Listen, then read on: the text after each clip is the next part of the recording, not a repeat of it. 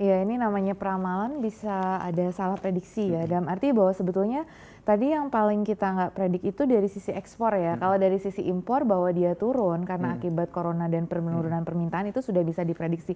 Kalau impor tadi polanya lebih bisa diprediksi tadi ya, sesuai dengan prediksi. Tapi memang ini yang agak surprising ini dari sisi ekspor ya, di tengah penurunan harga komoditas dan penurunan demand, ternyata kita mencatatkan kinerja yang sangat besar pertumbuhannya. Jadi kalau kita lihat tadi year on year-nya untuk ekspor non migas kan sangat tinggi ya, itu juga yang cukup surprisingly ya.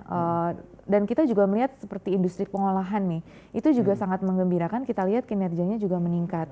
Dan Ini itu blessing in disguise seperti apa ini yang dapat kita iya, lihat dari sebenarnya kinerja mungkin ekspor? tadi kita perlu lihat dua efek ya. Cuma tadi memang di dalam apa tuh press release ini belum ditampakkan, belum dilihatkan datanya itu yang price effect sama volume effect-nya. Jadi kan tadi ada, jadi kalau dari sisi harga komoditas kan kecenderungan memang turun sebetulnya dari komoditas-komoditas ekspor andalan kita ya. Tapi dari sisi volume itu memang mengalami peningkatan. Nah ini mungkin juga ada efek seasonal juga, mungkin kita perlu lihat juga sih, karena biasanya kan kalau kita lihat itu ada price effect, volume effect, kemudian efek seasonal juga. Nah ini mungkin kita perlu apa istilahnya perlu didekomposisi sih, faktor apa sih yang menyebabkan gitu. Tapi juga mungkin kita perlu acknowledge juga mungkin ya, saya belum memastikan bahwa ada faktor juga mungkin dari exchange rate kita ya, karena kan kita tahu belakangan memang melemah ya dari bulan Februari. Kalau Januari kan kita memang menguat.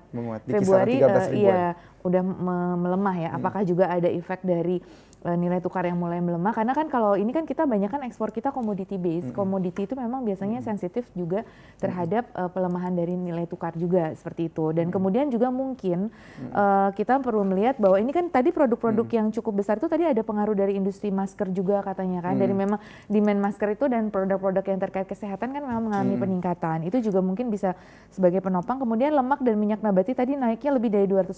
Jadi mungkin beberapa negara ini memang sedang membutuhkan juga lemak dan minyak nabati ini. Jadi itu juga mungkin yang membantu kita juga untuk ada volume effect yang meningkat juga sehingga ekspor menjadi tumbuh tinggi. Baik, jadi di tengah kondisi COVID-19 ini memang ada blessing in disguise dari sisi ekspor dan juga tentunya ini membantu pergerakan neraca dagang kita bisa surplus di angka 2,34 miliar dolar Iya, Amerika mudah-mudahan Serikat. ini polanya tetap bisa kita terus pertahankan di kuartal 1 ya. Maksudnya artinya kita bisa melakukan respon-respon kebijakan apa nih, melihat potensi dan peluang. Jadi biasanya di tengah ada permasalahan biasanya juga ada potensi dan peluang kita mungkin untuk apa tuh tadi ternyata kita perlu punya optimisme juga gitu, nggak full pesimis gitu. Apa yang harus kita lakukan, kita harus apa tuh namanya membuat langkah-langkah atau tindakan yang nyata dan dengan kebijakan-kebijakan itu tadi. Baik, Mbak